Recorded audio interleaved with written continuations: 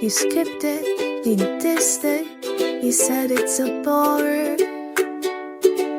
But what if that film's got a little bit more? What if I don't like it? What if it's bad? What if it's awkward or lazy or sad? But what if it's genius, a total surprise? What if it's gold when I open my eyes? We're watching the films you love to avoid. Now sit down and deal with your cinephile void. What if I don't like it? Let's give it a spin. You might hate it or love it. Let's dive right in.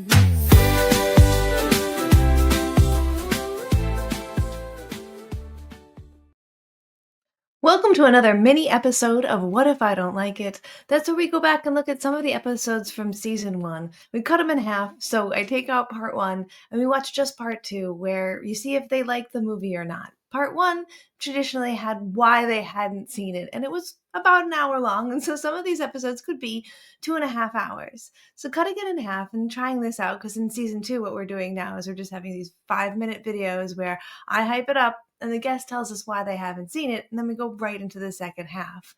I want to reformat and take a look at some of those older episodes under this kind of premise. And if you enjoyed this and you wanted a little bit more, you could always click on the link that you'll see right now to go and enjoy the original episode in its full length. It does not have the visuals that I've added in. I have added in visuals for you guys because I know that on YouTube and a lot of podcasts now are going visual and it's a little bit more fun. So you'll see things pop up that are what we were talking about, and you'll also see just clips from the movies, images from the movies that we're talking about, which today is Bad Boys. This is episode 2, where my friend Arielle Faye Foulds comes in and we talk about Bad Boys. And there was a couple of misunderstandings. She thought I had seen Bad Boys already. I hadn't. And I thought, why don't we both take the What If I Don't Like It challenge and see maybe we don't like it? And I thought she hadn't seen Bad Boys 1 because she had seen Bad Boys 2, which is called Bad Boys 2, but only ever heard the title and not seen it written down. And she thought that Bad Boys 2 was written comma T-O-O, and that was the title of Bad Boys 1.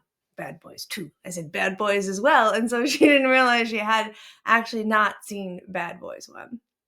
So we sit down and we try it out, and boy, is it a fun experience. I mean, we're very close friends, so the rapport is very natural and a little funny, and you can hear us laugh at ourselves. I mean, we are 2 cisgendered white women in our 40s watching Bad Boys for the first time ever. We are not the demographic that this movie is made for, and we definitely remind everyone talking and listening to us that's what's happening, because, you know, you got to put that caveat on there.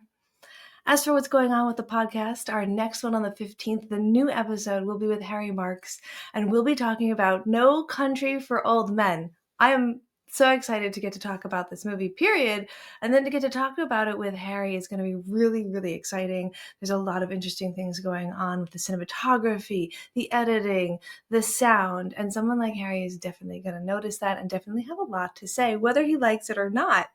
You'll have to tune in. Again, that's going to be coming out on the 15th of this month. So subscribe and you'll be notified as soon as it comes out. Without further ado, let's go into, did we like Bad Boys or not? We're coming back to you a little quicker than we intended to come back to you. We are 38 minutes into the movie, and any good friend interrupting the viewing with our commentary. Mm-hmm, mm-hmm. We are not stoned, but I mean, like, if you know me, that's a tenet of my existence.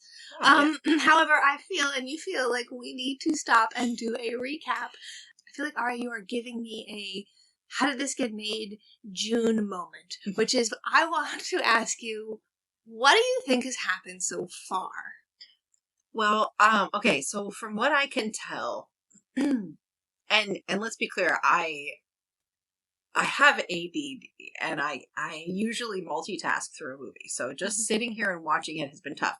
I think what's happened so far is, so there's a heist, and a bunch of heroin has been stolen, in what looks like aluminum foil that would keep some fried chicken warm.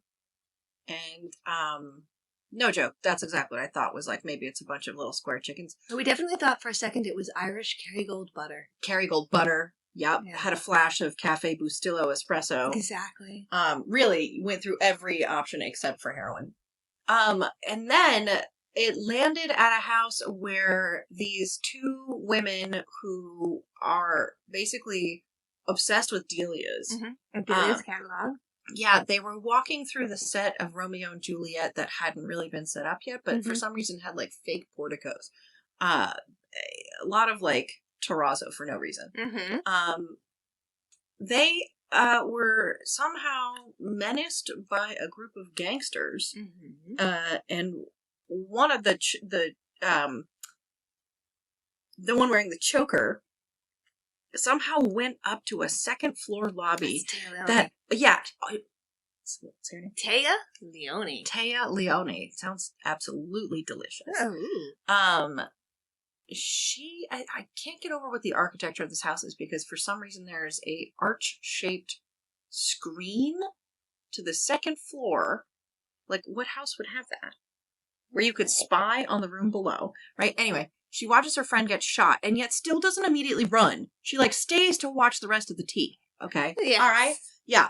And then runs, and now, somehow, the narcotics sheriffs or sergeants are tracking down this woman because she is a witness to the murder that they're trying to solve, even though they've said they're not homicide detectives several times. Yes, I mean, we've established in our buddy cop thing there has to be a, like, I'm not even supposed to be here aspect. Exactly. It's either his day before retirement or, it was just about to be my vacation. Yeah. It's the Die Hard premise of, like, it's Christmas, we shouldn't even do this. Yeah, there has to be some sort of bring in for these narcotic officers to get them in on that. I don't think that you've missed at all what has happened. Okay, great. Why does she know?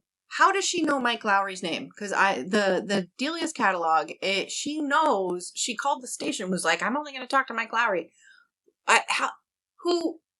What is he got, like a Yellow Pages? I think that might be something we simply missed because we were looking away from the screen for a second. How dare they? How dare they? I think they may have met earlier. The problem is, I also have ADHD. I have taken my medication today, but this film is shot so quickly that I keep turning to you and going, where are we? Who is that? There was a point where we meet Taya Leone for the first time. Maybe the first time. I don't know. Because if that was, then she didn't meet anybody earlier.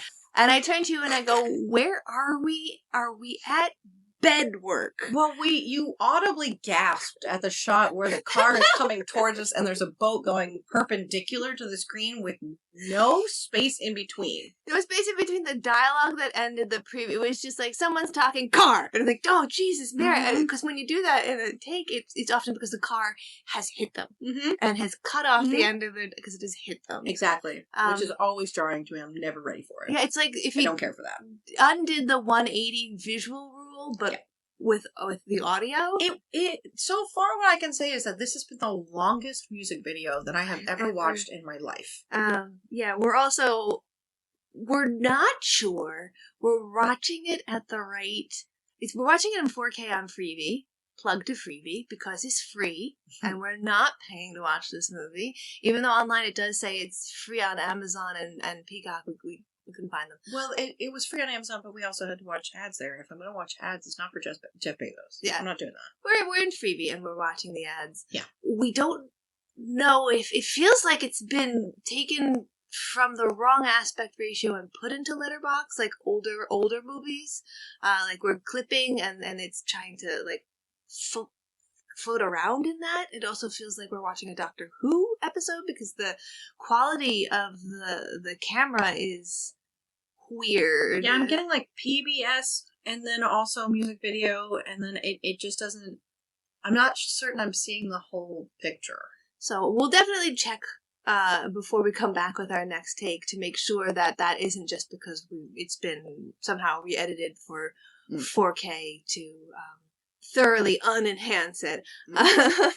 But so far, it's This is just as cliche as we had hoped and expected. A lot of fucks. All right. Anyway, back at it. Should do like a welcome back. Now, yeah, no. Second check into the final. I'm agitated and I don't feel like doing a welcome back. I feel like here we are. And here you are as well. If you made it to the end. You know what? Actually, when I arrived at Ari's house, she was making a Dutch baby Bobby. That's right.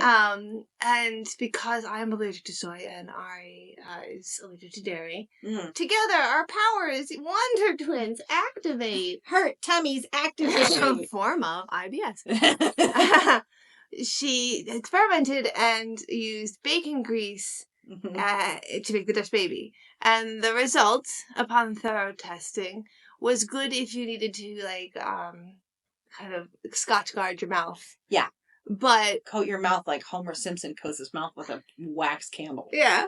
But was not actually edible or enjoyable. I feel like it was a spectrum of edible.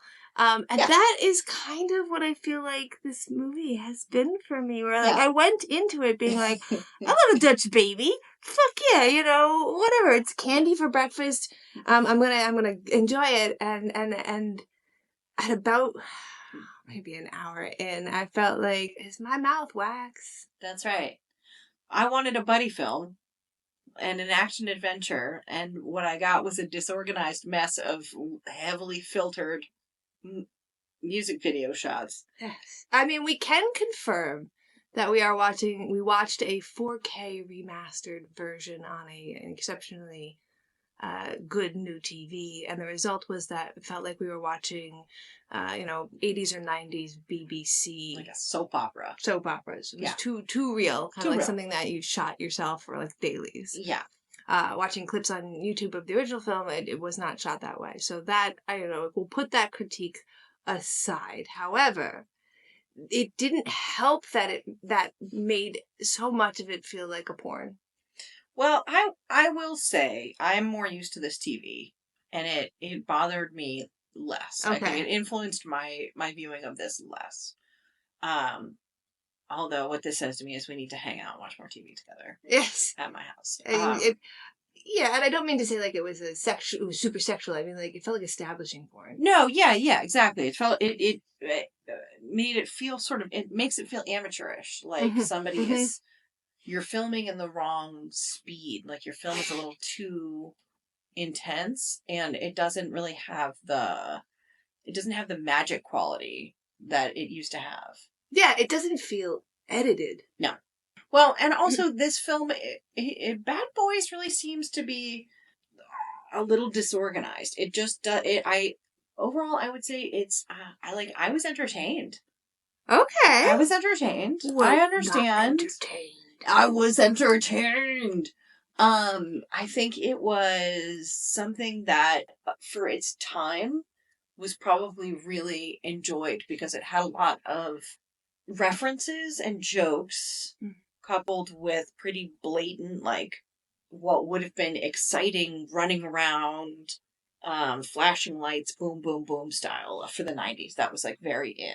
Yeah, I mean, we basically, I think we haven't even really fully gotten Guy Ritchie. It's like Lock, Stock, and Two Smoking Barrels came out maybe in 92. That's right. But bless your heart, you if you found a copy of that, you had a weird Blockbuster video or a I had good Pleasant Street videos. Good movie. It was sold in a 2-pack with Snatch. Of course it was. Yeah, that's the way to do it. Those were like two of my favorites. Movie 2-packs is not a thing that happens anymore. No, like Labyrinth and Dark Crystal. There's some that just obviously go together. There's some that go together, and there are some that are just like also very indicative of who I am as a person, because one of my most memorable 2-packs is Pie and Requiem for a Dream. Oh, I also had that one. Wow, what an afternoon to just ruin your life. Yeah, 100% ruin your life. Yeah, those two both.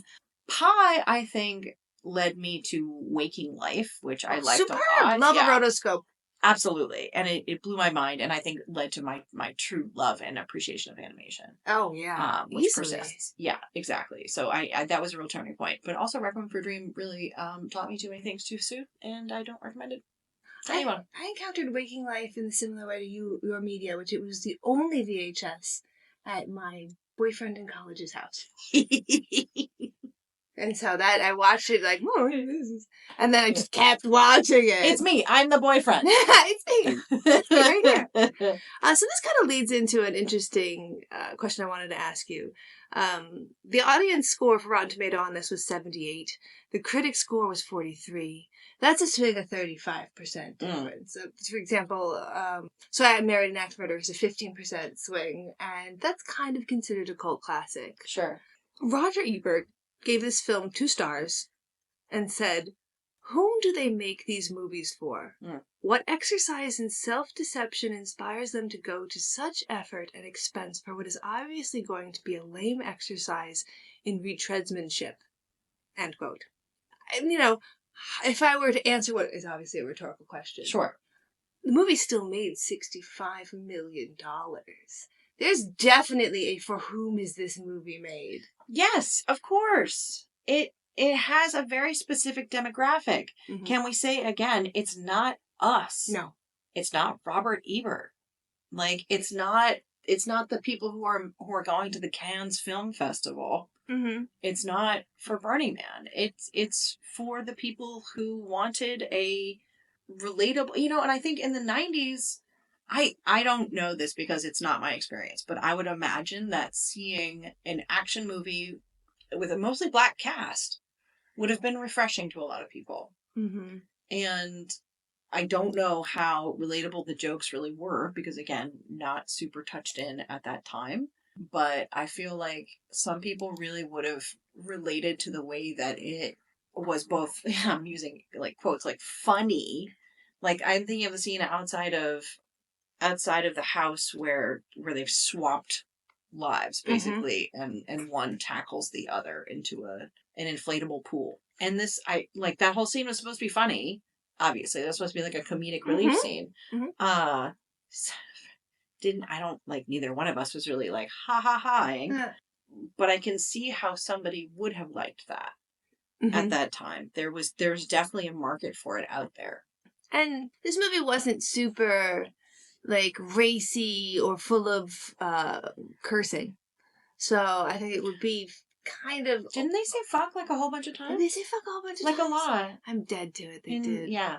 I want to say that this movie is for 13-year-olds or young boys, because if you're so new to the action genre, it's like, wow, crazy, that's cool. And then he said the cool thing, and the camera angle when they're even having that funny scene with the shop clerk, and the guns are so angular and so in your face, like Pulp Fiction. Mm-hmm.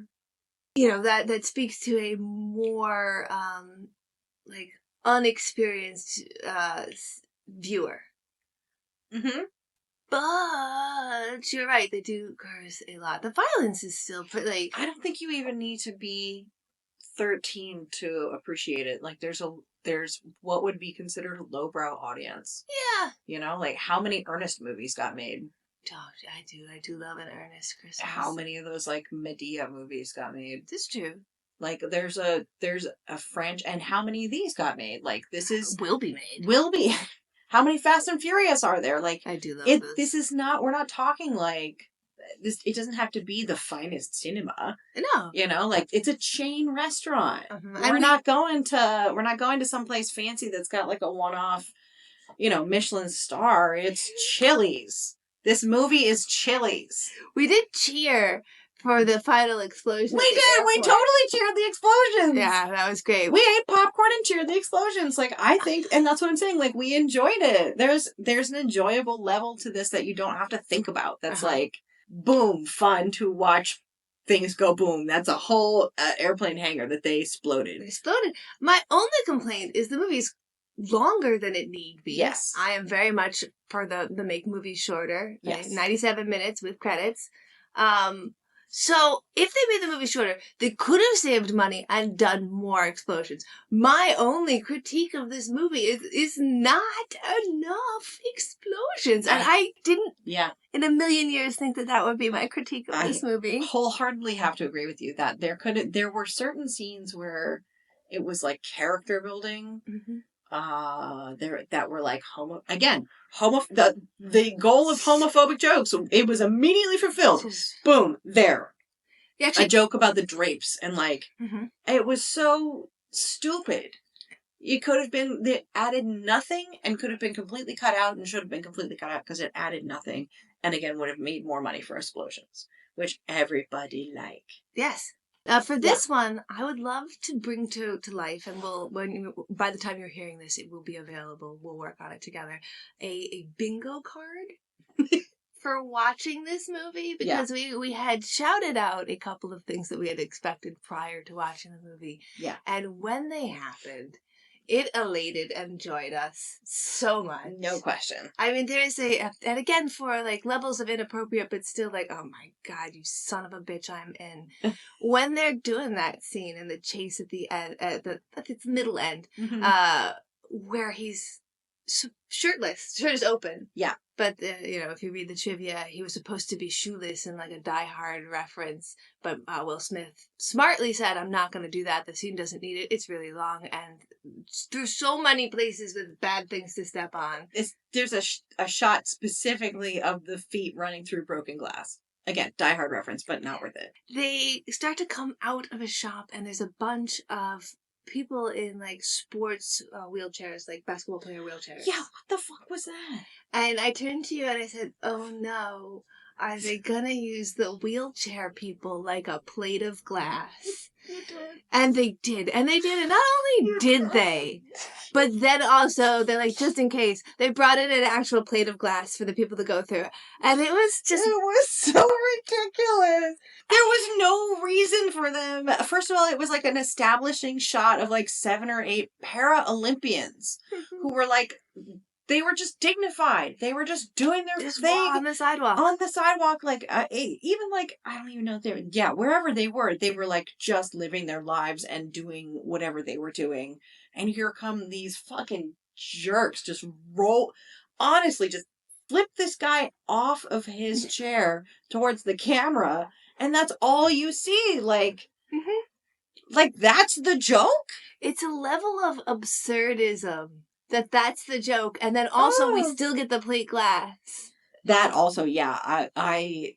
You called that out almost simultaneously as it happened, and I've never felt like such an emotional roller coaster. If there was like, oh my God, joy and then horror and then joy and then horror, yeah. If films had a concept of umami, that's what it would be. When something is so... I don't feel guilty tasting umami. So repulsive and terrible, but also deliciously appropriate. And you're just experiencing it in waves. That's what that was. Also, early on I said, if we don't get a guy in a flame suit walking towards the camera, I will stand up and walk out. Correct. It took 142 minutes, yes. But when we finally got it, again, elation and cheers. Yeah, we almost stood up and cheered like it was a sports game. It was the best. I have to say, it's an underrated pastime. Who's going to catch fire? Also, let's just make a note. I don't know if this was already in your notes, but the dogs, the inclusion of the dogs. Luke and Duke, I was not prepared for them to have names. Or B, have them be such like an included character together and there was clearly like, I'm sorry, Luke was several different dogs. Like that Bichon Frise looked haggard in the middle of the movie. Maybe a miniature poodle at one point. 100%. It was all of a sudden it was a white toy poodle, and then it went back to like a Maltipoo and then a Bichon. Like you can't listen.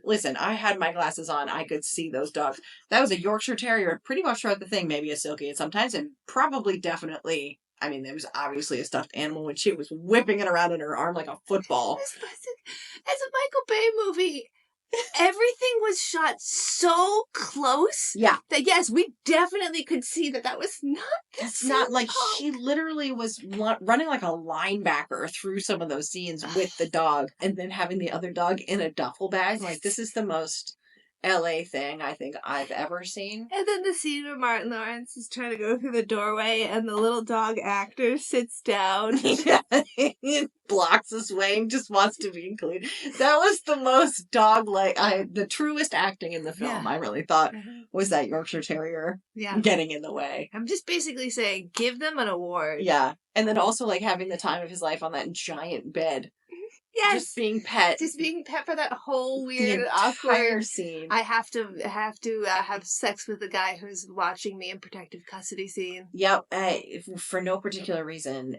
Yeah. I don't even know what that scene was about, honestly, because I was watching the dog the whole time, and I regret nothing. Yeah, no, I think that there was a lot of middle bit in this movie that was like, it's a comedy farce with a switcheroo, and a sexual misunderstanding, and I wonder if that was left over from the Dana Carvey, John Lovitz come-in.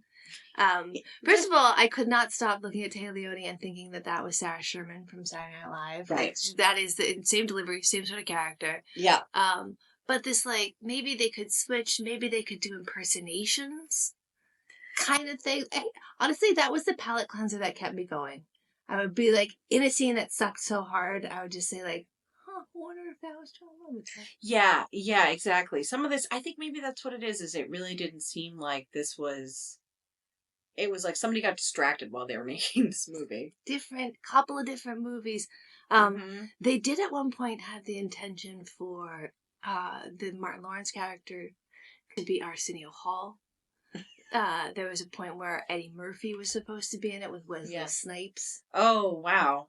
Okay. Better? Worse? What do you feel about those? I think that Will Smith and Martin Lawrence are people who have done acting in the past. And I can't really say... I don't know. Wesley Snipes never really... unless you're doing Fierce Drag, Wesley. I don't know that I want to see you in another action film anytime soon. I mean, he 100% cornered the market on Black Vampire. Yes. That's just it. That's... Also, he's an unexpectedly great metaphysical actor with, like, a huge range, and I feel like maybe Will Smith doesn't have the range to play the range. How about that? Yeah, like Wesley Snipes, you're too good for this genre. I think he would have been lost in this movie. He would have been lost in like a hellscape. Yeah, I feel like he would have been used as a throwaway actor, and that's not right. Well, Bay decided to replace Arsenio Hall, which was his top choice, with Will Smith because he was like an up-and-coming star. I mentioned this to your brother, Adam, who was here for part of our viewing, that Hall turned it down and said it was, quote, one of the worst mistakes of his life. And I feel like is that like a burn where he's like, my life is bitchin'. Worst mistake of my life? I didn't take Bad Boys. Yeah, exactly. Yeah, he's made some pretty okay decisions if that's the worst you ever did. Yeah. Although I feel like my brother would have been really psyched to see Arsenio Hall do this whole movie. He would have liked it a lot better. Yeah. Yeah.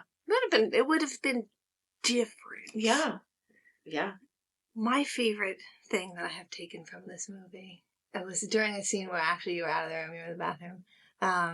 This is definitely a let it run movie where if it's going to be 2 hours long, I'm going to go get something. I'm not going to really miss anything. No, you're going to catch me up. But they have Kevin Corrigan, who people might know from, he played Marvin in True Romance, and he played Cousin Sean in The Departed, and for us stoner fans, he played Budlowski in Pineapple Express. Character actor you'll recognize the second you see him. Yeah. He plays the, like, head of cocaine making? Question mark. There's this weird scene. All scenes are weird. Yeah, and he also sells tires. Yeah. No, that's Mike Imperioli. Oh, damn. This is another character. We'll pull up his picture later. But, could also answer the same, like, casting call. Yeah. I think he played, like, the goofy uncle made one of those, like, dating my teenage daughter shows or something like that. Yeah, I know what you're talking about. It's a scene where they're making cocaine. And they're yelling at the head of the lab, but he's wearing a lab coat. And on his coat are 2 patches. One's a Grateful Dead patch. Fine. Whatever. The other is a patch that says light up and live. And it's a, like, You can go and get this patch online right now. It's from the 1970s. It's adorable and hilarious for stoners. Can you put a link to this? We'll be in we'll link it up. You'll find it. That's amazing. And to such a degree that it becomes an album title in 2013 for a band called Harsh Toke. Story of my life, man. But this film has a strange anti-stoner, anti-pot line in it. Yeah. Because they treat that guy very poorly, and then there's a point where they have American Imperial's character, and they might kill him because of his petulance. And Martin Lawrence says to him, he's a ganja smoking motherfucker. Yeah, this movie's not for 13-year-old children. What was I thinking? I'm just dead to cursing. As they're don't have to kill him. He ain't even worth the bullet. I'm like, what kind of jabs you take? That's right. He's just a dirty, rotten cannabis smoker. Yeah. And you're like, oh, well, I feel seen. Yeah, right? Representation matters. Exactly. I mean, it doesn't necessarily, what we were saying before, it's not going to be, the female lead, whose name was The Girl. Yeah, or Girl. So many of the characters are just detective. Yeah. Well, there was also, every now and then somebody got a weird name. I never really figured out who JoJo was. Oh, they kept saying the name JoJo. No. Yeah, tell me right now. Tell me who JoJo was in this film. Someone in the comments. Leave it in the comments. Explain to us. And can you set a GIF, a picture of JoJo? Drop a GIF. Explain JoJo in one GIF. Super helpful. Yeah, and the female lead was we're not body shaming here, but we are gonna say too that the thinner the woman was in this movie, the more screen time she got. And how many random shots were there of women in bikinis? Yeah. For no reason. We run through a photo shoot on a roof? Also, what club contains women who are literally just dancing in their underwear 4 feet apart from each other? Yeah. That's how you get hepatitis. I mean, that's how you stay cold, my friends. Exactly. I don't know. Yeah, and as a woman who makes movies, I know that Bay is constantly accused of his sexism. So I was not surprised to see that or to experience that. Yes. What I wasn't ready for was how much this kind of solidified the stereotypical dudes bro experience. Having just watched Barbie. Yeah. There were moments where anytime something emotional happened for a male character, this guitar would come in and be a little guitar riffy riff to make it's sad that lady died. Right. And I couldn't help but think of that scene in Barbie with the fucking guitar. Yeah, I think music dictates exactly what you're supposed to feel in this movie. And again, this is the genre. This is the time period. He's a music video maker as well. He's a music video maker. And this really was a time capsule, seems like. It's a very specific film for a very specific time.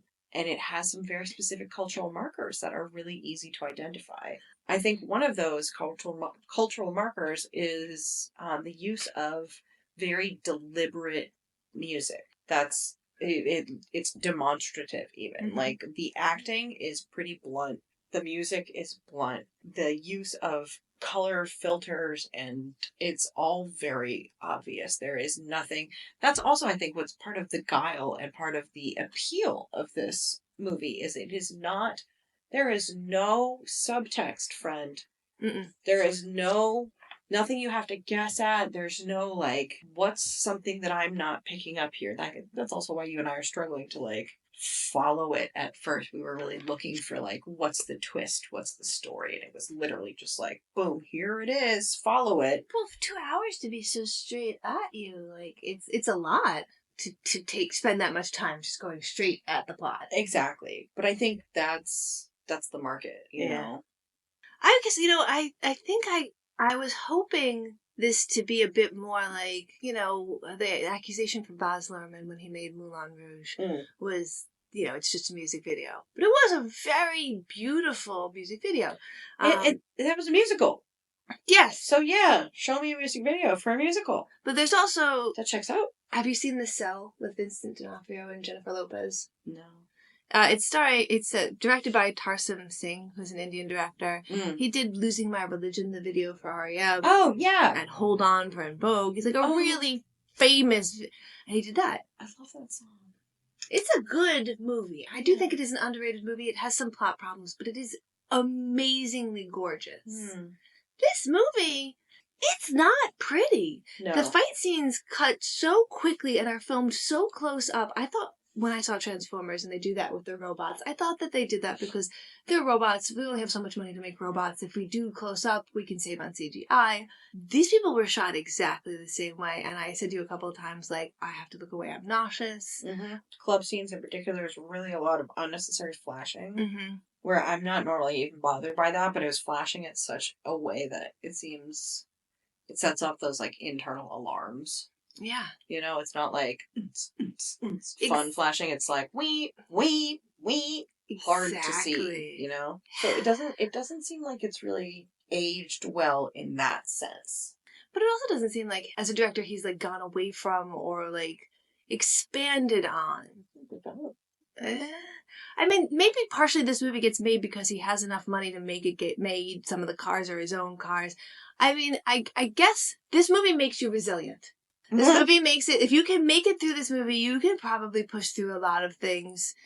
It made me feel like I need to be less embarrassed about some of the movies I've been in, which I feel like are not great movies. But were less confusing and also shot on a budget of maybe $5,000 instead of $20 million, but have a similar feel, so I feel less embarrassed. Well, I mean, this is a different scale as well, but I see what you mean. Like, we can be proud of the art that we've done. You know, we know what the good markers are for the art that we want to produce. And when something doesn't meet those markers, it doesn't feel like art that I would personally stand behind either. Again, I know that there are people who absolutely love this movie. And I don't want to yuck on somebody's yum. No. You know? But I can definitely see how, like, if I was going to an event and people were, like, psyched about this movie, I would like to see what they were super psyched about. In the same way that I'm always so curious when people are, like, obsessed about Friends. They have a different history with this media. Absolutely. Definitely a nostalgia factor, I think, would come in on this. Right. I do think it's really liberating. Like we were saying earlier on, like, there's no rules. I mean, maybe there should be some rules, like a 180 rule and a, like, you know, don't just suddenly cut from somebody talking to a car coming at the screen because you think that they've been hit by that car. With a boat going parallel behind it for no apparent. It was like a pop-up book. What the hell was that shot? We still don't know. We still don't know. But, you know, there are actually many points in time while I was watching this movie where I thought, is this much better than Tommy Wiseau's The Room? And everybody's got to start somewhere. Yeah. And obviously this guy made a ton of money doing this. And he keeps making movies. He's got well more of a career than you, I, or anyone I know. So this is in essence a take your shot thing. And he did the best he could with a script he hated. There's a lot of endearing qualities to it. Somebody wanted this movie to get made so badly. It was Bay himself. Then that says a lot, you know? Like, why? In the same way that I would ask an artist at the Met, you know, why did you paint this portrait of this unknown dude? Like, why would you feel like you wanted to make this picture that was neither buddy nor action and sort of both? How did this come about? It winds up being a whole lot of nothing. Like, it's a lot of cool shots of cars, cool shots of explosions, but ultimately not enough of those. That's what it is. That's what it is. I don't need to learn a lesson to watch this movie. Like, that's what I like about it. I think that's what's appealing to me is, like, I don't feel like I have to do any emotional work here. Okay. You know? This is a candy movie. So, okay, that makes me think of something I thought of while I was watching this. Is this... Are you familiar with how Cats was one of the longest running plays on Broadway because you didn't need to speak English? Is this an action film version Cats? Yes. Yes. And yes, because I'll tell you what, like, my sister who lives in Italy, I'm gonna, Beth, if you are going to listen to this, tell me what you think of Bad Boys. I'm going to guarantee your friends in Rome, they will have seen it and loved it. Because I don't know, I've got friends who don't speak English, or people who I know who don't speak English, who are like huge fans of things like Die Hard. Oh, yeah. And I just feel like it transcends a lot of USA-isms. Okay. And at the same time, it's very intensely American. Yeah, American, and then, like, if you go to another country and they have an American restaurant. Right. But because the main characters are not your regular white guy, because it's not Dana Carvey and John Lovitz, like, trying to be funny, it's relatable, you know? It was, for that time, new and interesting and relatable, and I think that is what makes it so culturally significant worldwide. Yeah, and I wonder if I'd seen this younger and enjoyed it younger, if I would have a kind of nostalgia factor that would make me want to quote bits of it, that would make me feel more engaged with it. I know earlier on when we were sitting on the couch, we were talking about VHSs that we owned, and I mentioned that I still had The Last Unicorn, which caused me to remember one of the most endearing experiences I've had with you in our like instant bonding lexicon, where I can't even remember the prompt, out of nowhere went into your impression of the skeleton drinking wine on top of the mirror in The Last Unicorn. Need you have a prompt. Right? And your body was so perfect for it. And that's a film that I think a lot of people I talk to about it are either like, yes, 1000, yes, or like, no, that's a stupid, ridiculous girls movie. Or they're like, oh my god, that movie scarred me. Yeah. I mean, it does have a lot of non-sexual boobs. But again, ties into our last movie because Alan Arkin plays Schmendrick. We're yes, just circling Schmendrick the magician. An Arkin and a LaPaglia in every conversation. I love the through line here. So, you know, I approach that with an incredible reverence and nostalgia where I enjoy it. Where to the point where you did that impression and I melted in my heart. Indeed. And I felt very seen. Yes. I felt very appreciated in that moment because, you know, who else can see that? Who else knows what that's from? Yes, and I often talk about how in that Star Trek episode where Kirk has to talk to that guy who could only speak in metaphors. Yes. How when you speak in a movie metaphor or a movie gif and another person knows without the prompt, you feel like you're from the same country. Mm-hmm. Like, even though it's an inside joke, it's a shared language. Yeah, we're here in, the United Kingdom. We're both patriots. Like, oh my god, I found another one. Yeah. So perhaps that is why there is a contingent of people for whom this movie is a fun thing to watch. Exactly. I think as a stoner who also has ADHD and a migraine disorder triggered by flashing lights, I felt confused a lot of the time. Yeah. I don't know that it was as blatant in its storytelling as we're used to. Mm-hmm. And I wonder if that's what was improved in Bad Boys 2. Yeah, and I mean, if we can make it, there is, of course, Bad Boys for Life, the third installment, which will forever, Arsenio Hall, that's your biggest regret? My biggest regret is that is not the fourth movie. A shocking 96% positive audience engagement. It's got me. I think because by that time you're already in it. Like if you have watched that movie, you already like the franchise. It's all right. You know, nobody watches like the 8th Fast and Furious for the first time and is like, who are these characters? Like you already know. Let's see. Let's figure out this. I don't know. Yeah. Except for you. You probably jump in right in the middle. I'm a Fast and Furious fan. I have seen them all. I have not seen the Hobbs and Shaw auxiliary installment, which is called Fast and Furious Presents: Hobbs and Shaw. Oh my god. But you know what? Maybe we'll explore that on this show. I'm sure it's cromulent as hell. It has our boy from Snatch. Dude, that's exactly what I'm gonna watch because I don't think I'm gonna like that at all. Have you seen Crank with him in it? No. Does he only do movies with one-word titles? It's in his contract. It's very satirical, very tongue-in-cheek, super fun. The idea is that, like, he's been given some sort of poison in his blood where if he lets himself calm down, his heart rate goes below a certain... It's basically like my body is the bus. Speed. That film that should have been called Velocipede in France, but was just called Le Speed. Le Speed. Bus from Speed. His heart will explode. And so he's got to keep fighting people the whole time. How does he sleep? No, it's not addressed. What if he has to take a... No? Nope, don't. Nope. These are... Suspend your disbelief. We'd have to tell the audience, spoiler alert, if we answer that The question man is a right boss. now. Yeah, gotcha. All right, so as we approach the end of this episode, I want to ask you the obligatory questions I'm going to ask guests. Indeed. And the first question is, of course, did you like that movie? It's okay to answer for yourself. Yeah, I don't know. I think, yeah. Okay. Yeah, I think I did. How many stars would you give it out of 5?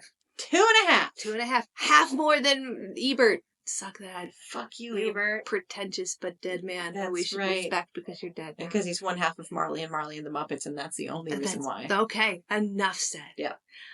Second question. Would you recommend people see this movie? No.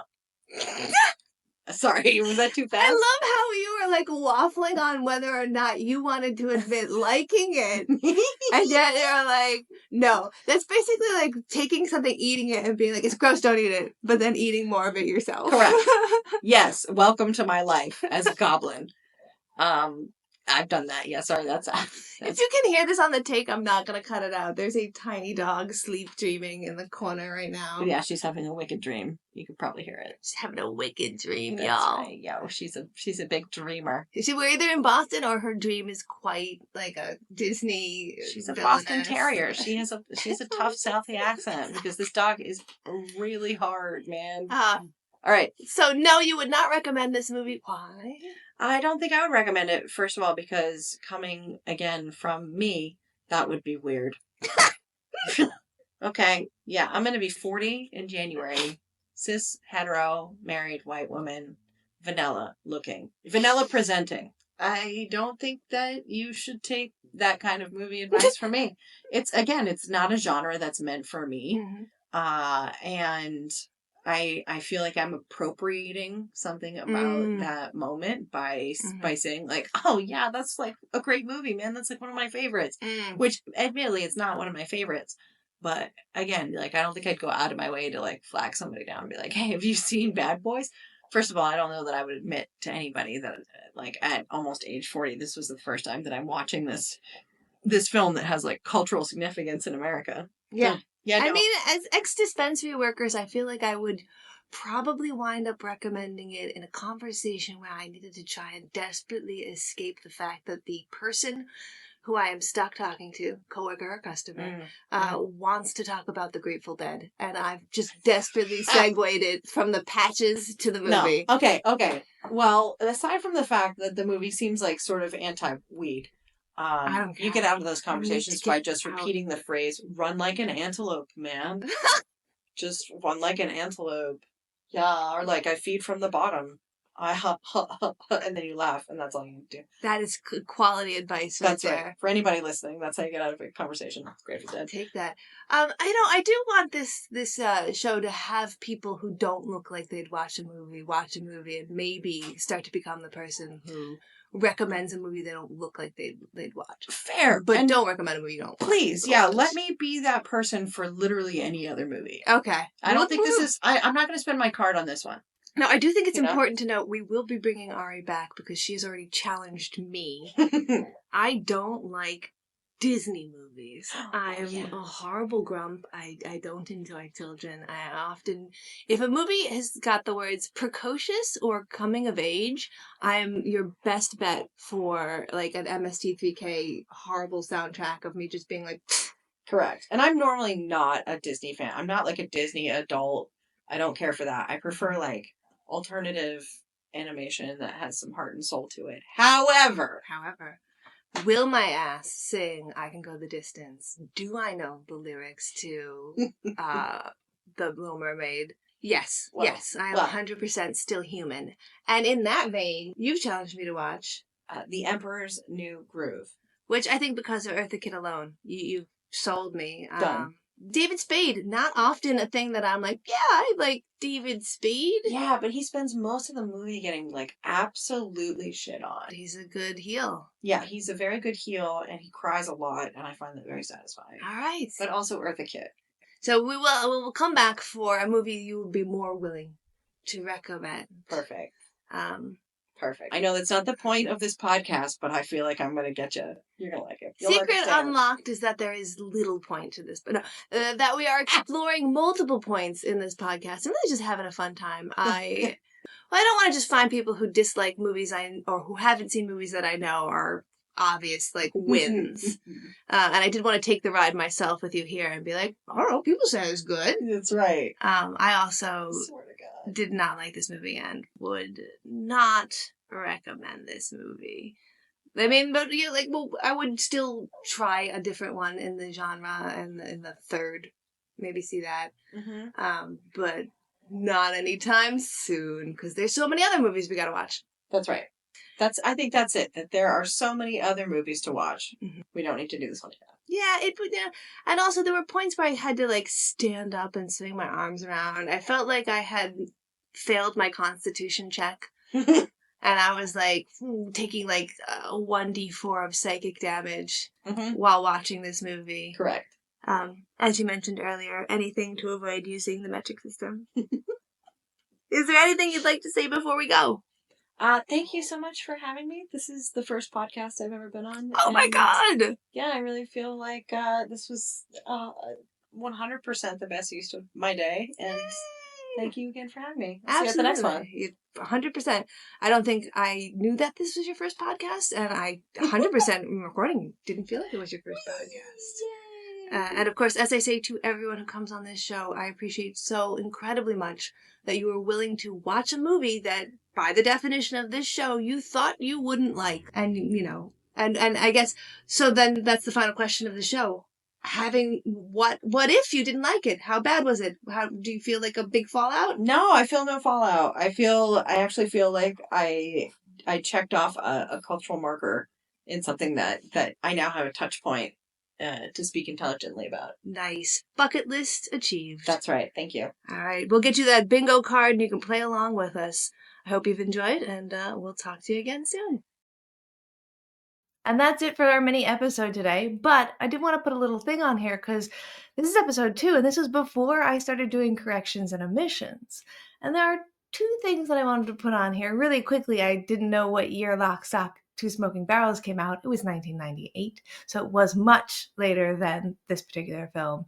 And then we were really confused as to how Julie, the Téa Leoni character, wound up talking to and meeting Will Smith's character.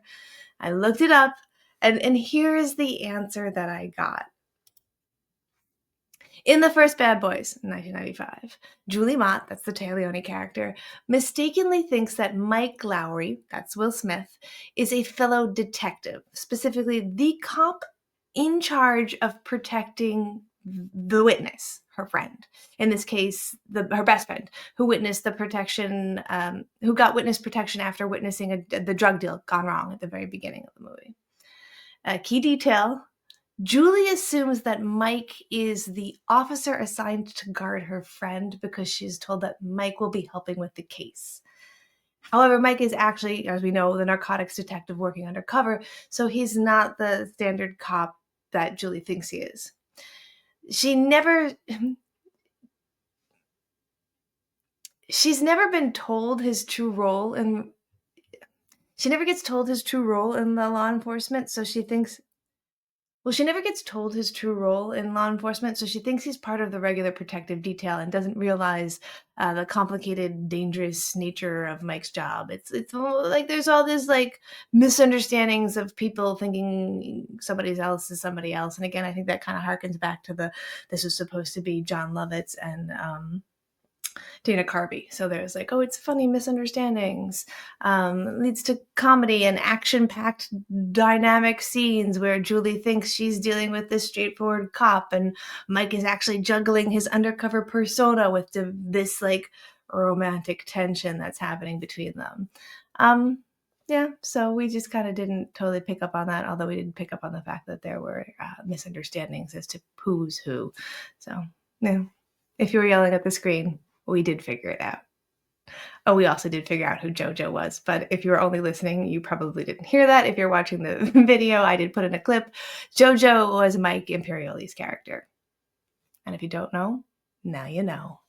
That's it for this episode of What If I Don't Like It, the mini episode. Thank you for joining us for another mini episode. Like I said, the next one's going to be Harry Marks. We're going to talk about No Country for Old Men. It's going to be so freaking great. The mini episode after this, though, coming out on the first of next month, will not be episode 3, which was The Wizard of Oz. That's because it was a half episode where we did the first part 1, on this show, and part 2 on Movie Night Extravaganza. So it was already cut in half. We'll just be going to the episode right after that one, which is I, Tonya, and that one's a really fun episode as well. So some things to look forward to in the future, and I hope you subscribe and tune in for those as well. I hope you have a great rest of your day, and thanks for listening.